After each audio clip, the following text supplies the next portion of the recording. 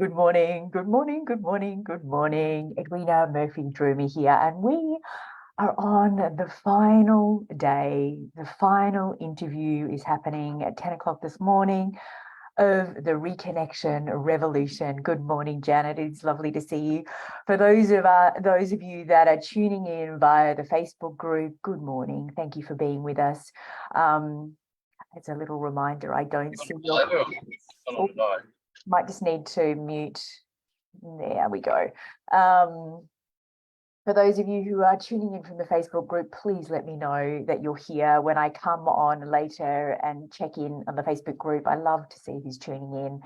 So what I wanted to do this morning is do a little recap. Some of you joined us at various different points along the Reconnection Revolution journey. Some of you have just come in this last little bit.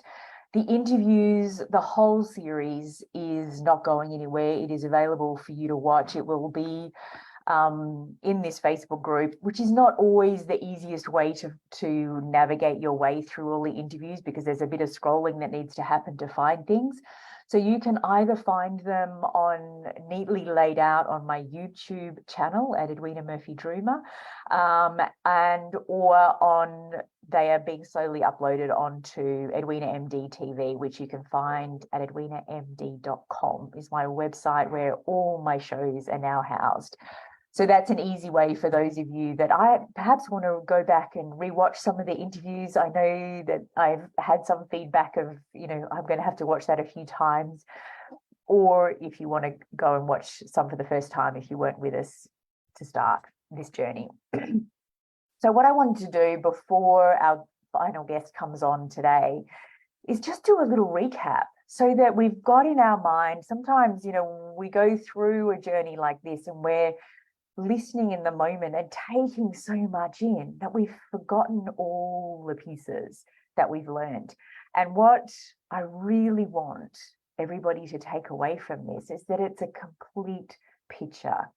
One bit doesn't particularly work without the other, but as you've listened to the whole series, you will get a feeling and an understanding of where you're pretty well sorted, where you've got things covered, what may need a tweak, and where there perhaps is a gap where you need to put a little bit more time and energy. So we started this whole journey with reconnecting to self, reconnecting to the highest, most authentic expression of the woman you are here to be. And the reason that I started here is that there is so much of this work that is dependent on us being very clear about our values, being really clear about who we are, what we are a stand for in the world, the change that we want to see in the world, and how that can start with just with us. It can start with the decisions that we're making every day in our lives. It starts with having the courage to be a voice for things that we feel are not the way they should be. And as we've gone through this series, we've seen that there is really a need for radical change in all sorts of different areas. And depending on where you are in your journey, those radical changes may start in our homes, or they can start in the work that we're doing in our communities, or they can start, depending on what your work is in your workplace. And, it just can expand from there. The access that we have to the entire globe now via the internet is extraordinary. It's absolutely extraordinary, the things that we can achieve. But it starts with being super clear on who we are. So as we went through reconnection to self, we looked at our values, knowing what your purpose is. What is your higher purpose? What are you here to do?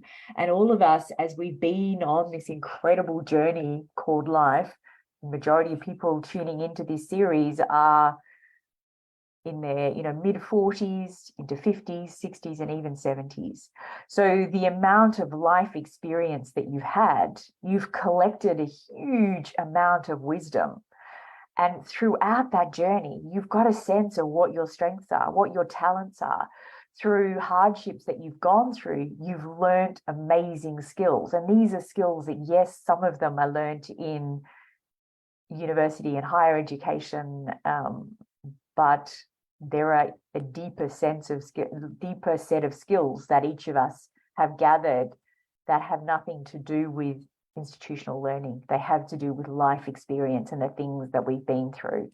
And so when you pull all those pieces together, you've got a powerful life purpose, higher purpose. All these lessons are for a reason. And when you start to understand what those reasons are, you can see what a new chapter might be in your life, how you bring all these pieces together to be of service to others.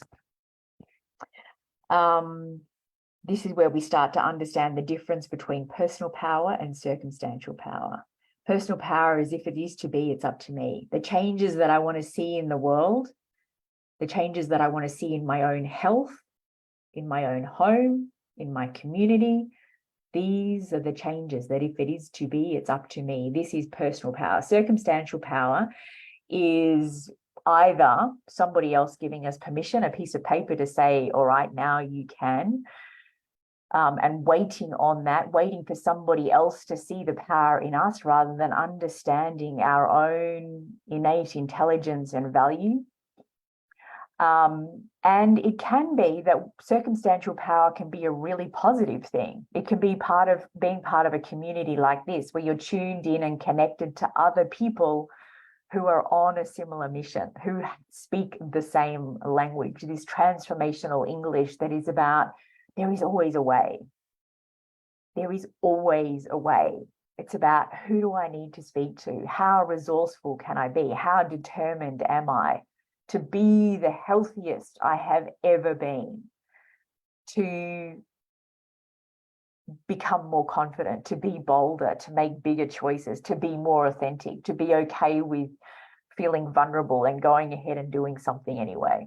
These are the different pieces that make a massive difference in what we can achieve and contribute in the world. So then connection to others, and there is connection through all of these pieces. There's lots of threads that all link together. But connection to others is about meaningful work. The work that we're doing in the world must have meaning.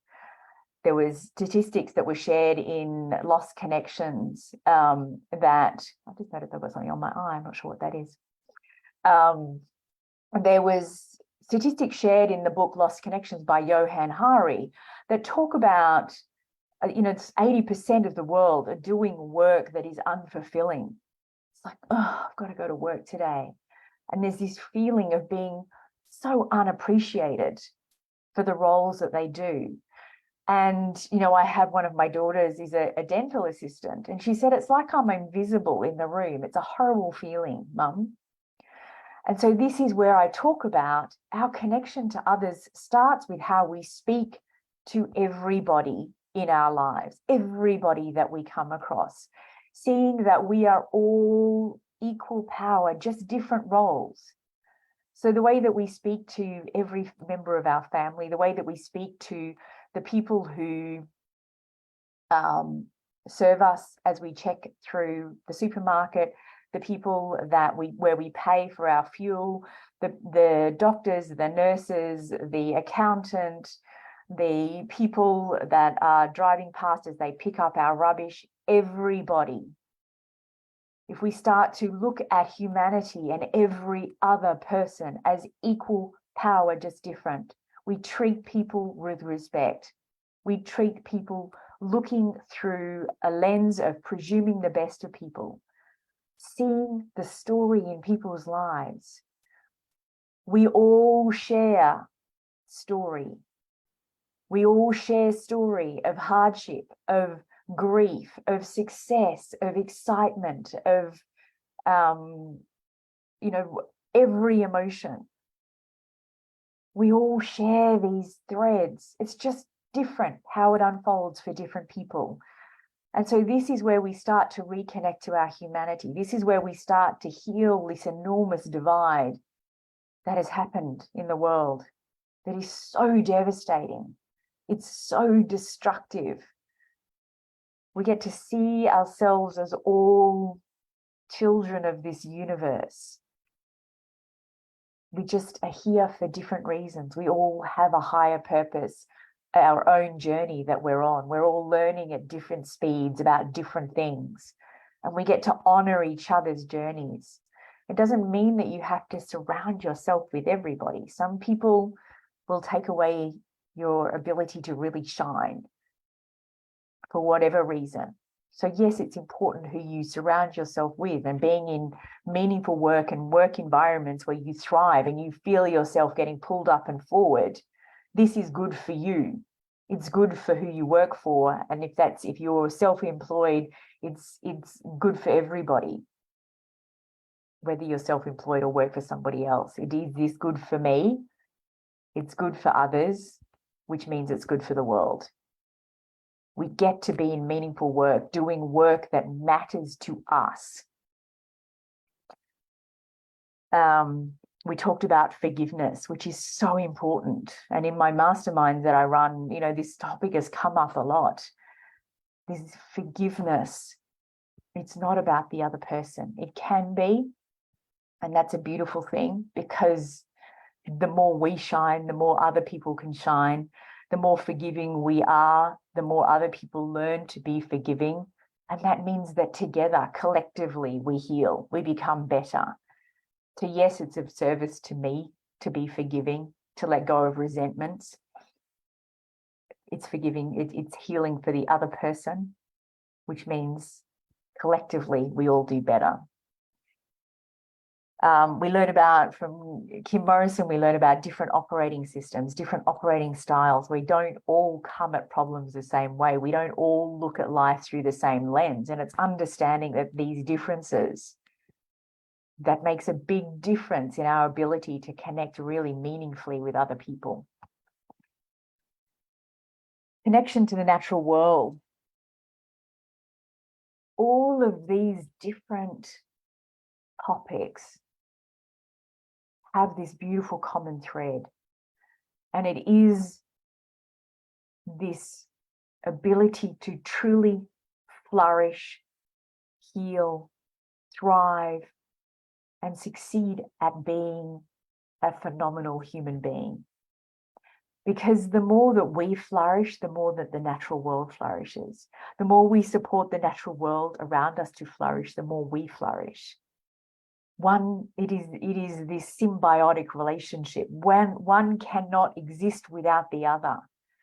And sadly, as a collective, we've become a little blind to the pivotal role of the natural world in our lives. The natural world provides everything we need in order to flourish. But if we don't utilize those things, the natural world slowly starts to die, which means we are slowly starting to die. And we are seeing this. We are seeing this. It's not something that you have to look very far to observe. People are getting sicker and sicker and sicker.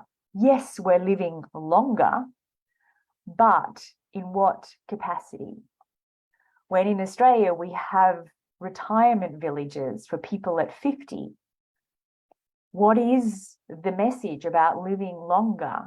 The message becomes about existing rather than living.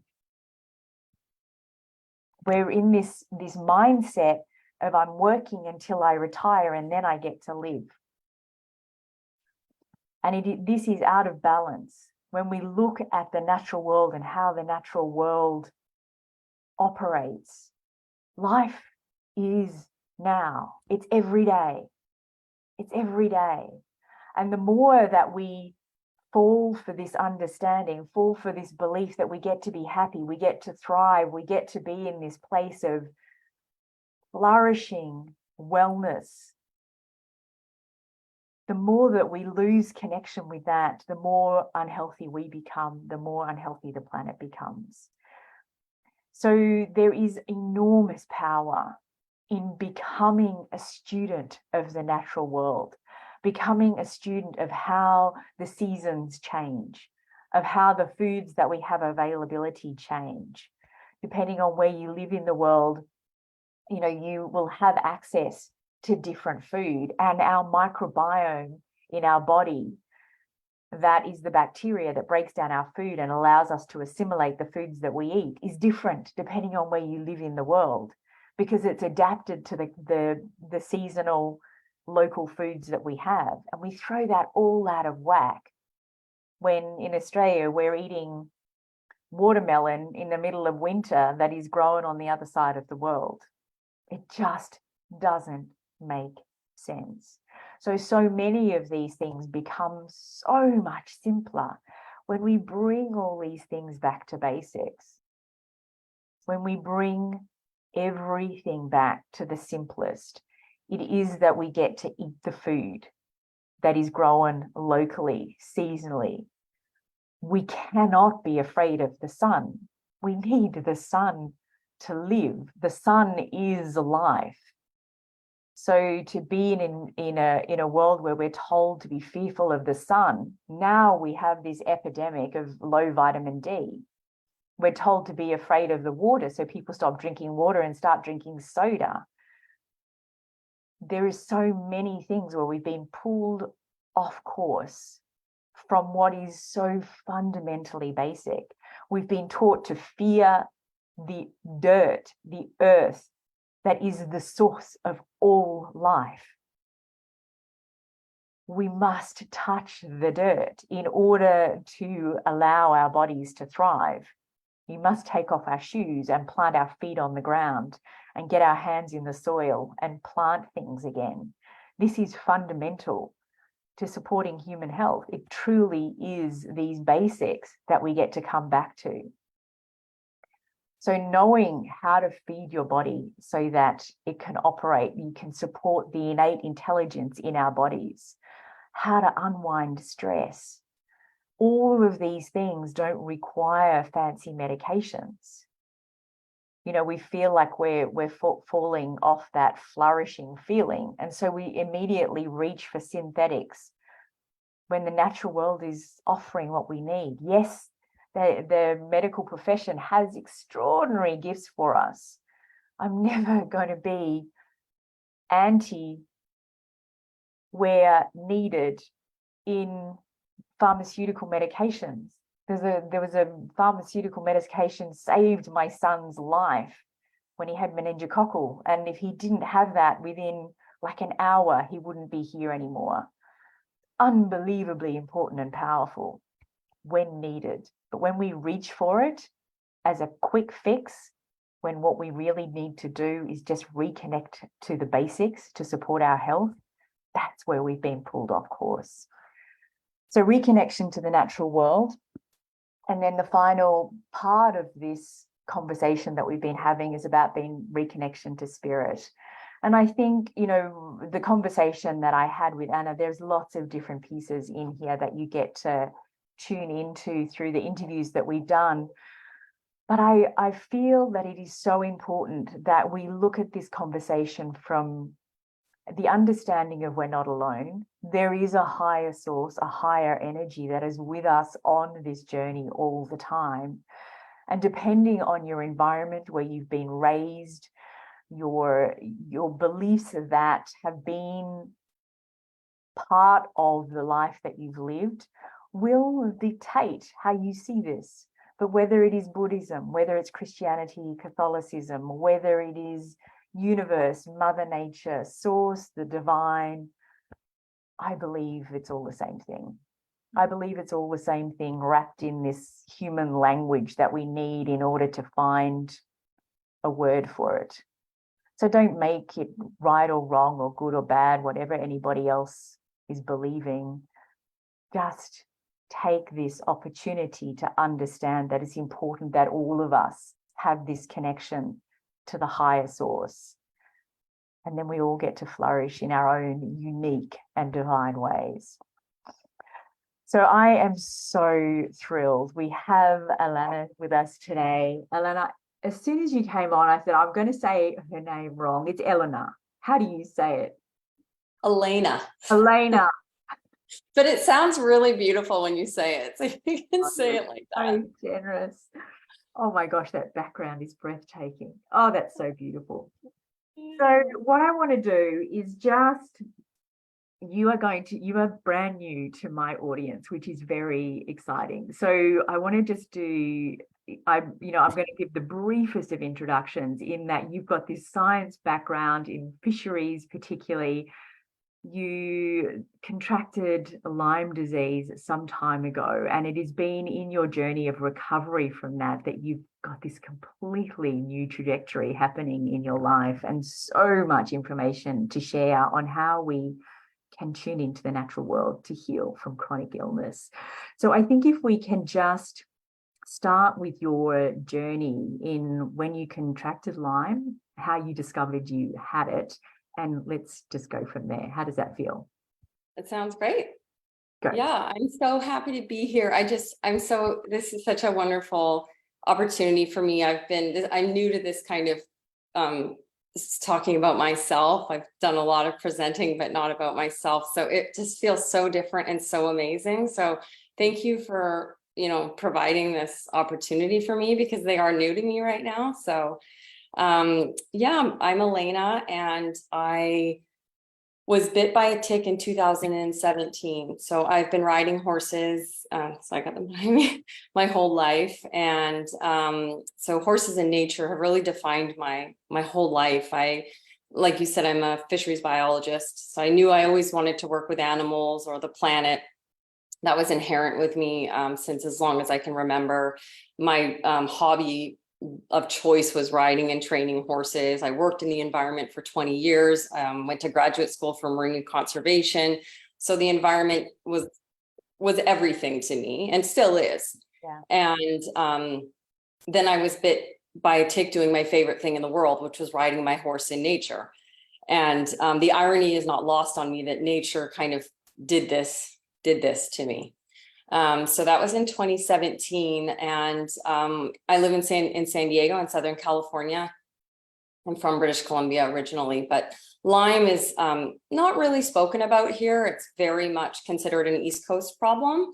I had never seen a tick before in my life, especially up in British Columbia. It's very rare to even hear anyone know a person with Lyme. And in Southern California, it's a little bit more present, but I'm a very nature-oriented person. I'm always hiking and I'm always riding, so I'm at more, higher risk. But even then, it was never spoken about. So I got bit at the barn, and I immediately phoned my my instructor, and I said, like, what do I do? I found the tick on me 5 hours later, and sort of spiraled into a panic, because when you do think about Lyme, it's very like terrifying, doom and gloom. That was where my mind immediately went. And she sort of said, like, she's from the East Coast, and she looked through her lens, like, this is an East Coast problem. People here don't get it. I went to the emergency room because my husband was like, let's just be really smart about this. He's also a biologist. So we waited at the emergency room for 5 hours, and we just scoured the internet for any information about local tick species, because that's what biologists do. And we identified the species, and we're really confident that that species doesn't carry Lyme. Kept the tick in a little bag, and saw the doctor, and he was like, I've never seen a tick before. Like, what is that? What is this rash you're getting? And I saw him like scuttle away and reference the big blue book, which I'm not a doctor. And I was like, oh, I think that's the book. Like, he's looking up what I could have looked up. And he came back with 2 pills of doxycycline, not even a full round, like one dose. Okay. And I don't know. So I took them, and I thought, okay, well, if that was anything, that nipped it. And off we went. And it was a dog tick, and no, Lyme is not carried by dog ticks. I went on living my life. And over the next few years, these very strange symptoms came in. And my story sounds like very, very many others. Just very confusing symptoms. I kind of medically gaslit myself. I thought, well, if I went to the doctor and said I'm occasionally dizzy, they're going to be like, what, do you overwork? Yeah, I work 50 hours a week, and I'm stressed out nonstop, and I commute 2 hours a day, and world-class traffic, and I insist on riding 1,000,000 horses a week, and I'm such an overachiever. So I sort of self-diagnosed I said, well, this is definitely stress related.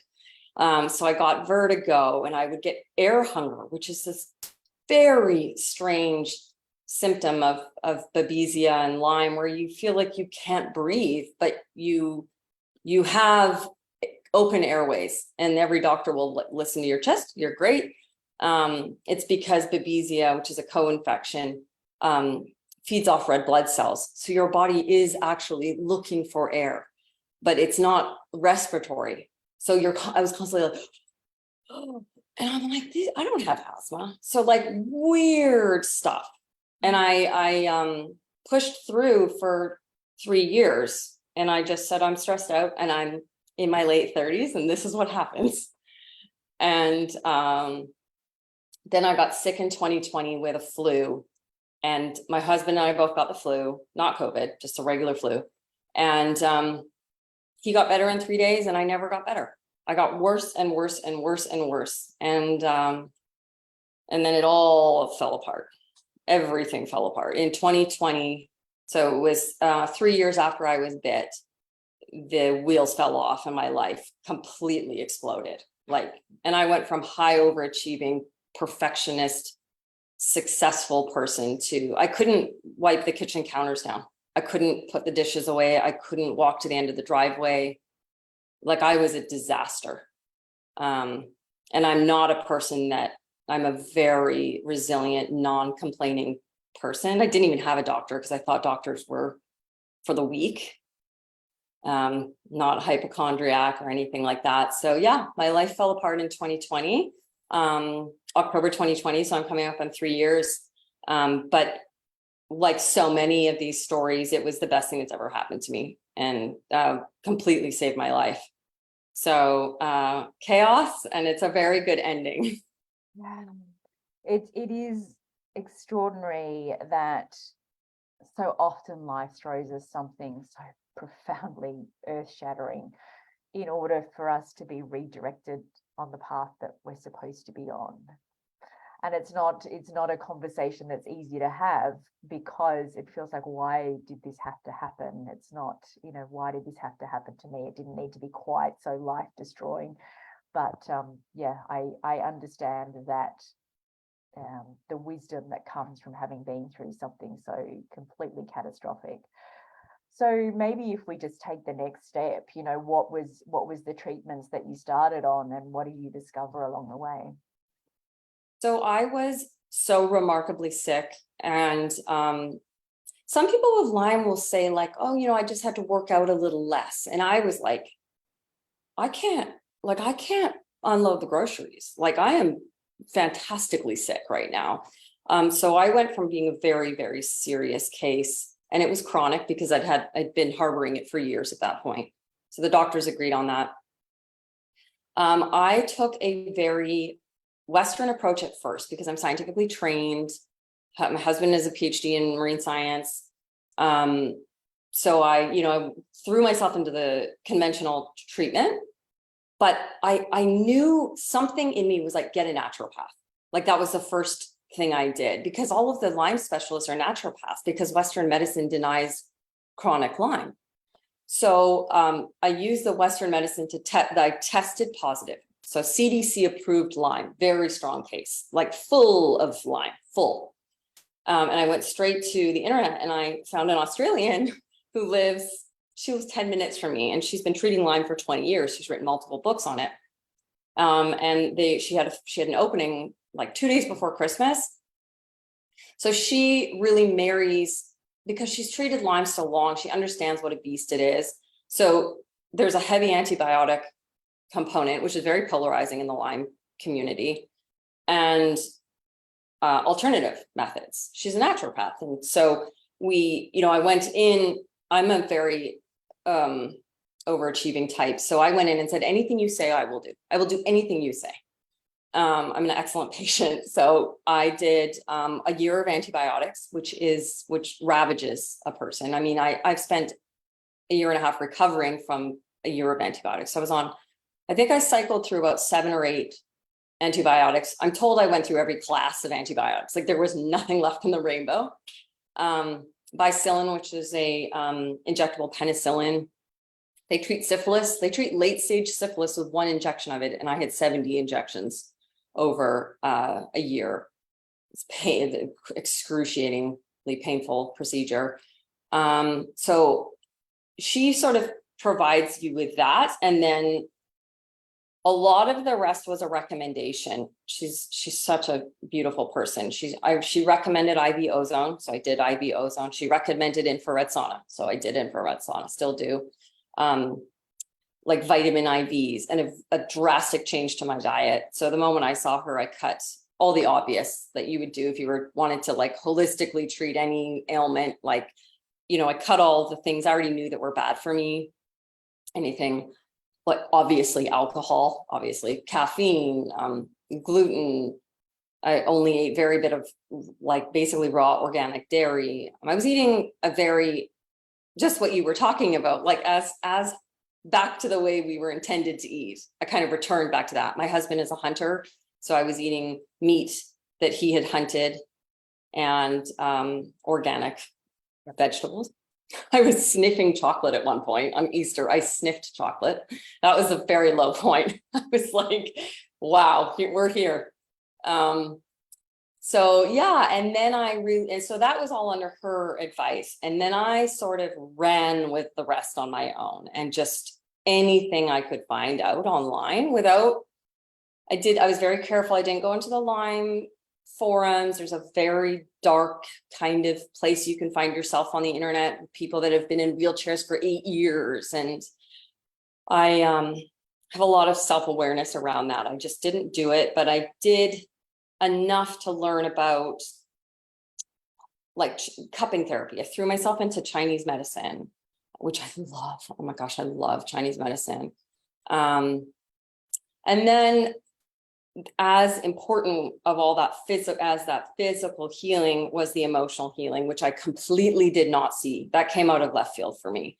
So I started doing cold plunges and I read the Wim Hof book, which was a really nice parlay out of my scientifically kind of rigid, skeptical thinking into more like just a little more open-minded, and became addicted to cold swimming. It relieved my aches, made me feel amazing. It was better than any ibuprofen, anything. There was nothing that could relieve my full body aches that I lived with. So yeah, and then the emotional piece came in. I was so desperate. Like I called a psychic, which I am not. I was not that person. And I found a psychic and she was like, you'll get through this, but there's a lot of childhood stuff you got to get through. And I was like, nonsense. Like, I don't want to do this. I don't want to do this. Like, I don't want to do this. She's like, if you want to heal, there is emotional trauma that you need to work on.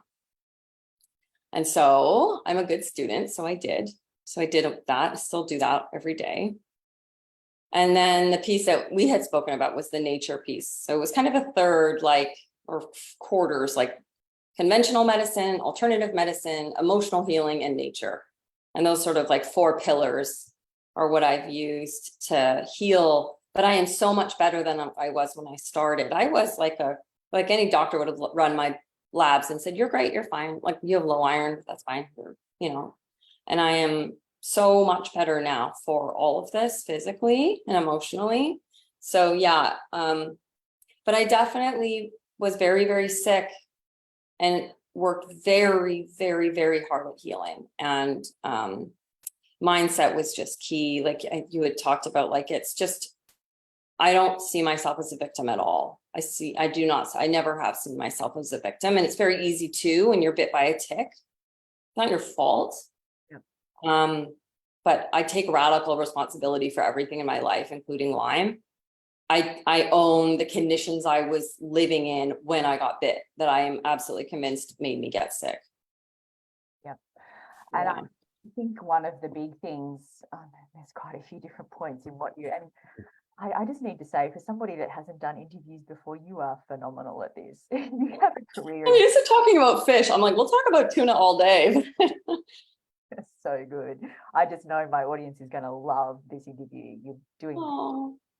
So there's a couple of things. One is that being in the communities that are talking about everything that can go wrong, the dark hole, it is so easy to get caught in that conversation. And I know there were a lot of people that got caught in that conversation over the great pandemic, when we were all like, the doom was such a deep hole. And there were so many statistics and so many people talking about how if we don't, shut ourselves in, we're all going to drop dead. And oh my gosh, like when you get in a place where you're in such fear, your vibration becomes lower and lower and lower, and all you can see, we go where we focus. So if we're focusing on the deep hole, we're focusing on what's going to go wrong, that's what's going to happen. It's what's going to happen. It's no different to being, behind the steering wheel in a car. If we're looking over here and we're driving this way, we're going to end up over there. We've got to be looking where we want to go. So I just love that you brought that up, because it's so important when we're facing any challenge, whether it's a challenge of finances and we feel like we're broke and we need to make money. If we hang out with other people that are broke, we're never going to head in the right direction. So when it comes to our health and our lifestyles and all these different things, being connected to people that are filled with hope and possibility for the future, and we've got this, we're going to find a way. If this doesn't work, there's going to be something else we can try. Let's do this together. That is so key. So the fact that right at the early stages of your journey, you found that naturopath that was able to take you on that journey, gold. So that is a major thing. There was something else you said that it was just profoundly important. Now it's going to run out of my menopausal brain. It's just let go of it. It's run away. It'll come back. That was the other thing. I wanted to come back to the food conversation. So when I was entrenched in learning food and the food story, I came across a doctor called Dr. Terry Walls. I don't know if you know the Walls Protocol. You will love her book. So she had MS, still has MS, but she got to the point, she's a medical doctor. She had access to all the best medications, the top doctors in the world. And she ended up in a tilt recline wheelchair. She couldn't even lift her own head. She was right down the road of the worst part of MS. And she thought to herself, there's got to be another way. And she turned it around using sauna, diet, reconnecting to the natural world. And now she's hiking and back to working and living a fully functioning life. So your story is very similar. And I think the piece that I really want to come back to here is that it is what the medical profession can give us is one piece, but it's often like fixing a car. They'll look at the one thing, but if we're not addressing the emotional, the mental, the entire holistic physical, it just doesn't work. We're not cars. We don't just have a spark plug that needs replacing. It's this entire system, which is what you've found.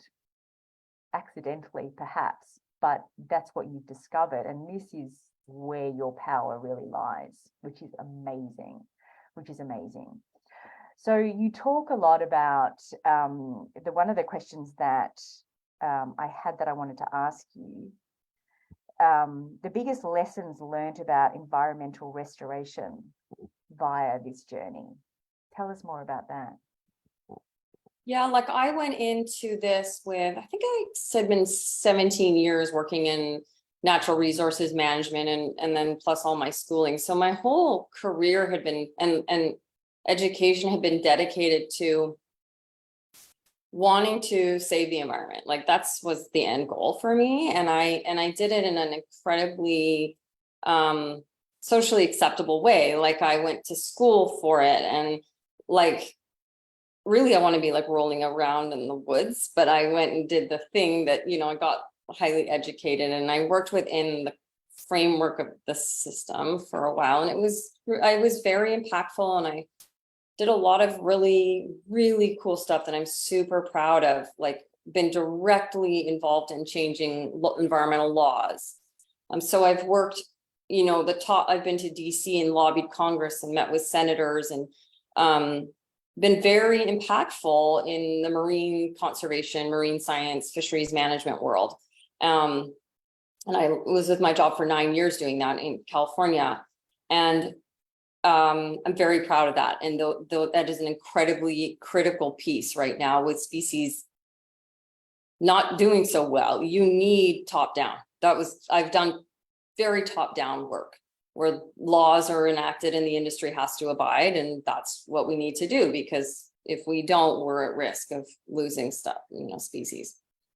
And then I've also worked, all the way through. I've worked for industry and I've worked with environmental nonprofits, and I've done a lot of grassroots bottom up approach to environmentalism too. I mean, literally like at 16, door knocking, asking for money to save a local Gary Oak ecosystem and things like that. And I've, worked for nonprofits and volunteered for nonprofits and collaborated with nonprofits and then the academic piece. So I've seen all the different players and I've been highly involved with all the different players. And I was constantly like, okay, like we're doing it. We're doing good things. But like when you move to Southern California, it's very beautiful here. I mean, there's 40 million people in the state. There's more people here than in the entire country I came from. And I live in Southern California. So I live amongst tens of millions of people. And you kind of realize that it's like a big challenge what we're trying to do here. Like I grew up on an island in Vancouver Island where you feel your impact. Like I was the chair of the environmental committee, and the office was like zero waste. And you're like, we're doing it. Like we're doing it. And then I moved to Southern California and I was like, oh, okay, this is like a really, this is like you spend enough time on the freeway system here and you're like, ooh, this is tough. And it's so special here and it's so different and it's my home now. And I became American. Like I love it here. I love it here. So yeah, like I saw all spectrums and I was constantly like, I just don't know what it's going to take because I've done most of it and I could just keep doing most of it. And I just kind of never really knew what the answer was. Like had little pieces of it. Like we do need top down when a species is about to go extinct. We need bottom up to get people to care and yada, yada, yada. And we all need to work together. Like I was very good at getting groups that didn't historically work well together to work together. I found that was like where I really excelled. And then I got sick and I worked a little bit, but I mostly had to stop. And I realized the answer to my question through Lyme, which was and it took years, and I didn't ever go into my illness and my healing. When I was healing, it was like, get better. But the answer sort of started seeping in only, in the last year, where I was like, oh my gosh, if we have any chance at saving the planet, it is all human trauma. Everything I am witnessing is human trauma related. It is just projection of trauma. Like we live 2 miles from SeaWorld and SeaWorld and, they've got orcas in bathtubs essentially. And I'm like, oh my God, that's trauma. Like that's human trauma expressed, or why are we willing to trash the planet? And it's not I firmly believe people are good. I feel people are very good and magical and incredible. And I think people are so deeply hurt and traumatized. And it's just the environment is where it's being landed and on each other, obviously, and then on animals. Why are people willing to hurt animals? That's very overt, obviously. That orca that just died in the tank in Miami. I just see it so differently now. I normally would have gone in we need to regulate that. And we do. And SeaWorld now is no longer breeding. They're just going to let their stock die. But I don't see it so cold now.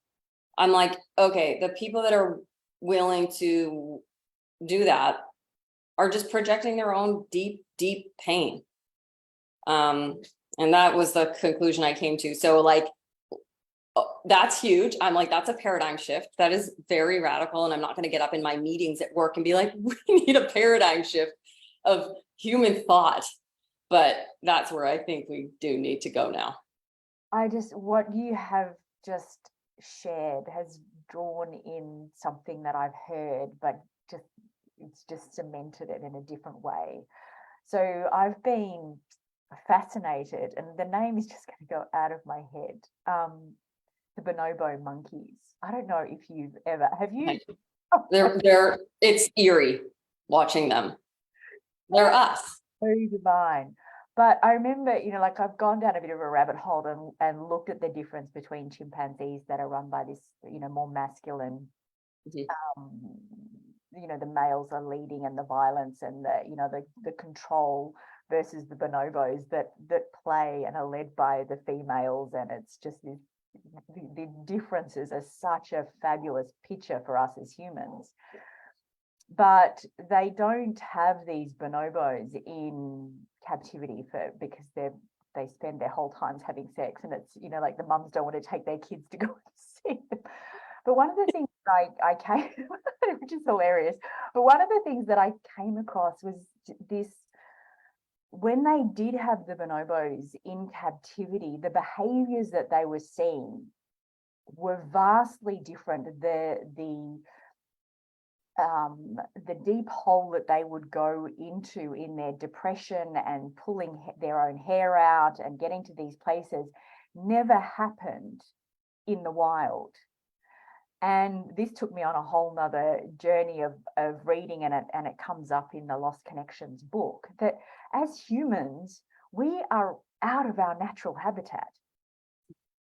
We are out of our natural habitat, which is causing this chronic epidemic of physical and mental ill health, because we are doing things that are so unnatural. We're hiding ourselves from the sun. We're eating highly processed, toxic foods and calling junk food treats, which is like we're calling something that makes us sick a treat. We live in front of screens and inside, shut in. We live in our car. We go from in our house to in our car to into the supermarket or into work and then back into the car. And we're so removed from the natural world. We've got generations of children that have never seen open fire or got their hands in the dirt. And we have taken ourselves out of our natural habitat. And this is the consequence. This is the consequence. So the story that you have just told highlights that perfectly. So what do we do about it? So what do we do about it? Having worked from the top down in the pocket that you've been in fisheries, how do we take that to humanity as a way to highlight what's going on? I think I think I mentioned to you before, it sort of dawned on me that it isn't going to be so, like, it's not going to, I don't think it's the traditional I don't not think it's the traditional environmental nonprofits and the state agencies and those groups that are doing it. They'll still keep doing it and we need them. I think it's happening, like I had mentioned to you, like with yoga teachers and breathwork instructors and therapists and cold water therapy people and Wim Hofs and those type of people who don't really know that they're environmentalists. They might say that they're driven by helping people, but helping people is the number one way to solve the environmental crisis. So I think that and I see it, like I'm almost 41, so I'm like the geriatric millennial. But like I see, like if you look at people that are in their 20s, they're just so much more. I'm like, oh my gosh, this is amazing. Yes, like they get made fun of for being like online all the time and that sort of thing. But they talk about therapy with friends and they talk about feelings and they have opinions and they want to be heard. My friend is an HR manager for a massive tech company. And she's like, I'm telling you, these 20-year-olds are coming in knowing what they want. And like the old person in me is like, oh, they shouldn't, we had to, I had to deal with the stuff we had to deal with. And I'm like, that is so awesome. Like, that is so awesome. Like that younger people are feeling like they have a voice now. So I think that's what the more breathwork instructors and therapists and mental health professionals we have working, because people that are mentally and emotionally intact are just are better for the planet. That sounds very privileged. I don't like the way that sounds, because that is a privilege to have that, but to understand that, because I'm not worried about what I'm eating for dinner tonight. I fully hear that when I say it out loud. And we're in a position where like things are dire. Yeah. Like things are dire. Like, and I know that scientifically. Yeah. Just before you came on, I was talking about the difference between personal power and circumstantial power. And I think that, people don't realize the personal power that we have. As a collective, if we all went, that's it, we're not buying water in a plastic bottle anymore, the companies wouldn't be making water in plastic bottles anymore. We have the power to change things through the way that we spend our money. If we stop buying fast fashion plastic clothes, the industry dies. And like, why do people feel the need to buy fast fashion? Yeah. That is, I believe, a projection of a wound, right? Like you feel like you need new clothes because, and like, if you just dig and dig and dig, at the root of that is someone probably isn't the most confident person. And that's a wound. So like healing that, someone who shops less fast fashion is much better for the planet. And they don't even know they're an environmentalist. I'm tempted to walk backwards and show you my dress, but I do know that I didn't put a slip under it, and it might be a little bit see-through. This dress is actually, it's a caftan. This was my mom's. It's probably 50 years old. She's going to be 90. It could be 60 years old. It's aged. And I've got quite a lot of her clothes. And, these things that have story and they're well made and they're treasures. When I look at, and of course, I've fallen into the trap at different times. I've got 4 children. I've bought fast fashion stuff. You wear it 3 or 4 times and it's got to go in the bin. It's just rubbish. It's rubbish. And so I'm a big fan of buying, going to op shops and thrift stores and buying treasures. And doesn't it feel good when it comes from a place of wanting, not being told? Because I've worked in the realm of the federal government telling you can't catch that many fish. And there's always a tension. Whereas if like these little people were being raised to not want to over harvest in the first place, it's just a totally different energy. Yeah. And so I agree wholly with what you're saying. And this is where story comes into play. This is where story is so powerful. We had one of our guest speakers, Sydney Ford, who writes environmental education books for children, and they're beautiful. But how we get people to fall in love with fish and the natural world and trees and is through story, because when we connected to story, we don't want to hurt things. Yes. That are connected to the story of the orcas in captivity and understand the trauma that these poor animals, the elephants that are, swaying because they're so mentally distressed in captivity. And when we get connected to these stories, we're not just looking at a skin bag that's like something that's kind of a moving Instagram picture where we don't have that emotional connection. When we're connected to the story, this is where we can build these bridges and change the way we're behaving. It's interesting that you have brought this childhood trauma and human trauma into the conversation, because it's something that I touched on very lightly. I had one of our speakers came in and talked about using EFT. I don't know if that was one of the things that you used. Is that the tapping? Yeah, emotional. Yeah, that too. But it's a conversation that I sort of avoided a little bit in this, because I feel like there's a lot of talk about trauma, but a lot of the talk about trauma online is the deep hole stuff rather than possibility and the up and light conversation. I'm actually really grateful that you brought this up, because I think it is in the Lost Connections, which was the inspiration behind this series. He talks about childhood trauma and connection to a hopeful and secure future. And so seeing it in this new light, that the decisions that we're making is from a place of our own trauma, is a really, really interesting connection. It's a really interesting connection. And it allows forgiveness. Like we just adopted 2 cats that were pretty badly abused, and one of them, Gomez, had been shot and he had little BB pellets in him. And you would think like immediately you would hate the person that did that to him. And I don't. I just feel like extraordinary sadness for that person. Like the situation that person must have been in.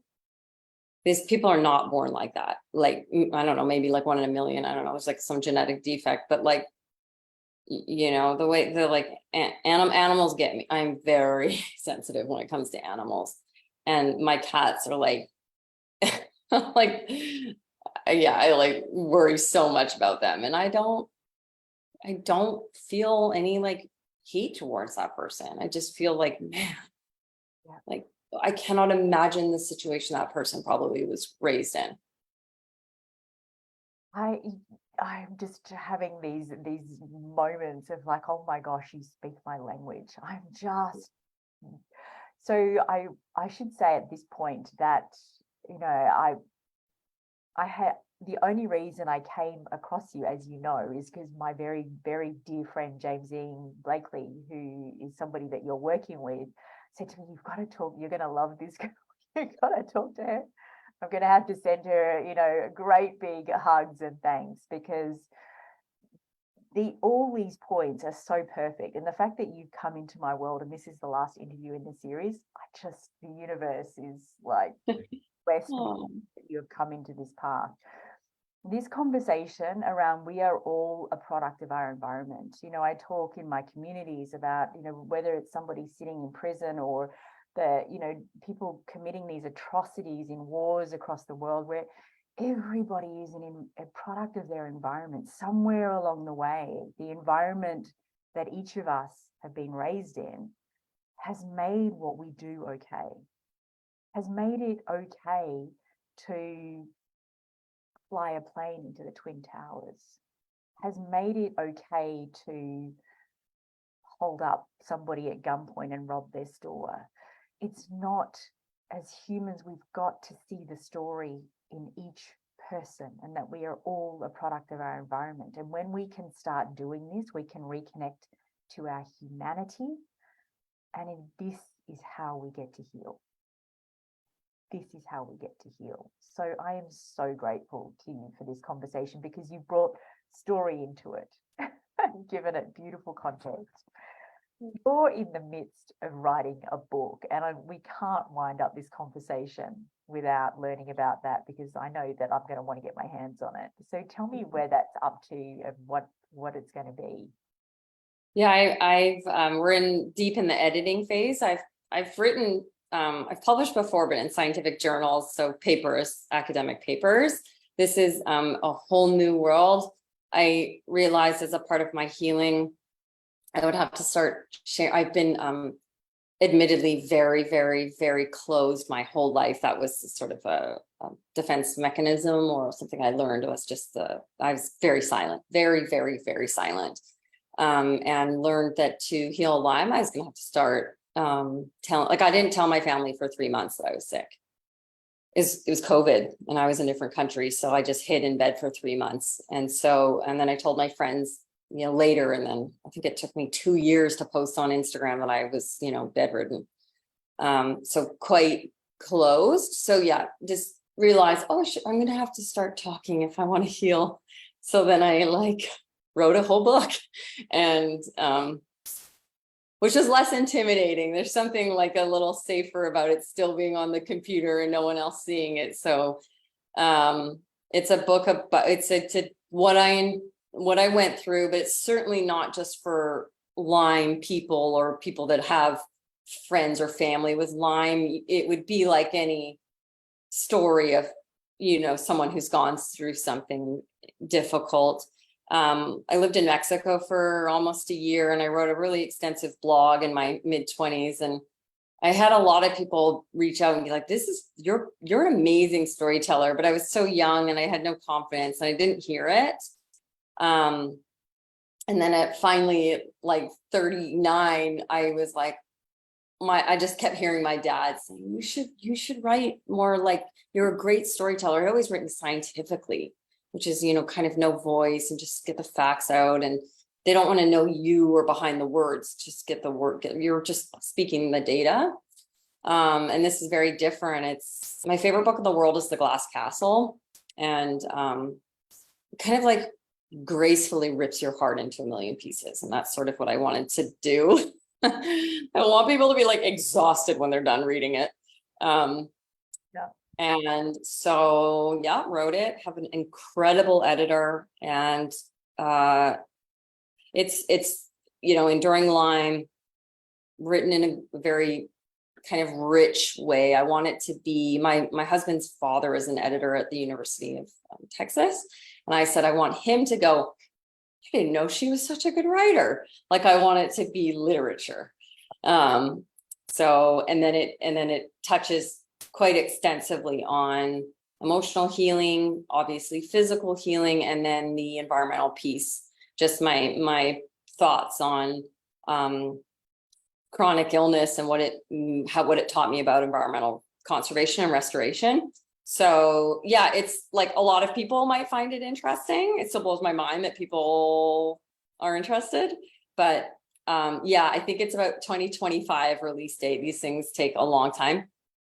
Okay. But I do share a lot on my Instagram account now, and I'll post little bits of the book here and there. And the way I kind of write a lot of my Instagram posts is it's not as like juicy and descriptive. There's so many adjectives in this book. I'm like, oh my gosh, we spent a whole page talking about like the wall color or something, but so 2025, I don't have a title yet, but it'll be posted all over my Instagram and social media. And then I have a website that I'll be posting it on, and Amazon and all of that. But that's, a little ways down the road. Well, let me know. I'll be up for a pre-order when it comes. Yeah. So in the meantime, I think you've got a list of books that you love and have used on your healing journey. Did you want to share just a couple of those for people that want something to dive into in the meantime? Yeah, I'm a pretty voracious reader, information gatherer. I've only ever read nonfiction, and kind of just switched over to like, when you go to the bookstore and you see the like self-help section, which I would always like blow by, I was like, not for me. Now it's like beeline to it. And I'm like, oh my God, I've read everything here. So my favorites are, I honestly think I've read about 40 or 50 self-help books in the last 3 years, but The Untethered Soul and Loving What Is, which just taught me radical acceptance of everything, and like really the whole surrendering to this life. And so those were probably the two most profound ones that changed my way of thinking. The Wim Hof book was the key to letting me start reading those kinds of books, because I was way too skeptical. So that was if someone is like a little scientifically rigid and trained, it's just a really that's a great book. And then anything Wendell Berry, which is not self-help. He's an American farmer and also an academic in Kentucky. And he talks about the death of the family farm. And he is the most beautiful writer he's like 95 still, will only write with pencil under daylight. Like, it's so romantic. And he writes poetry, and then he writes about the death of the family farm in the United States. He's amazing. So anything Wendell Berry. My audience, my mastermind clients, I know will be laughing because I'm a book nut. I've always got 4 or 5 books on the go, and I just love reading. but I don't think I've read any of these. So we need to do a lot of note swapping because I've got a lot of books for you. Please, yeah. But my feeling is that the Walls Protocol, WAHLS, is the first one, and I'm dying to hear what you think of it. Terry Walsh. Oh, perfect. Amazing. So I think I just want to talk to you all day. Yeah. I'll come back anytime. This is super fun. For the sake of this conversation, I think we'll wrap it up there. But for people that want to connect with you, Instagram is the best place. Yeah, my maiden name is Siddall, Alayna Siddall. That's where all of my, if anyone cares to dive into the marine science stuff, that's what all of my marine science work is under. But my married name is Alayna Belquist. And so on Instagram, I'm Alayna Belquist with a B. And I have made life-changing connections on Instagram, which is so, like, it's so shocking, but people that have absolutely changed my life. I mean, I met James Dean through Instagram. So I highly encourage people to reach out if like something I said connected, because it's so big what you can do on social media. And I used to be totally a critic. So I'm Alayna Belquist on Instagram, and I'm pretty active on Instagram. And then people could get a feel for like my book and things like that. And then I'm in the process of putting up the website, which is chronicinspiration.us. And then there will be, obviously the book, and you can sign up for emails from me. I'm going to be doing some workshops I've had a number of people reach out about how did I heal? And so I think I'm going to be running workshops on, how I healed from Lyme relatively quickly, given how remarkably sick I was. So that will all be on the website, and then also on Instagram. So yeah, I'm totally open to connecting. I really connect well with people, so I'm available.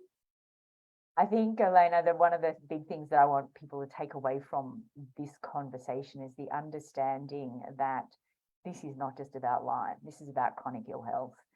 And the things that cure chronic ill health is about reconnecting to the natural world, is reconnecting to what Mother Nature has provided for us in order to truly flourish and thrive. So I am so, so, so grateful that our paths have crossed, and I want to be friends forever. I'm collecting Aussies now. Thank you. I'm sure I will have you back at some point and we will talk again. But in the meantime, thank you so much for being with us. Thank you again. And yeah, we'll talk soon. All right, darling. All right, beautiful souls, that is it from me today. And it has been an absolute pleasure to have taken so many of you on this journey as we've connected in the reconnection revolution. But trust me, there will be more to come. All right, that's it from me today. So much love, and bye.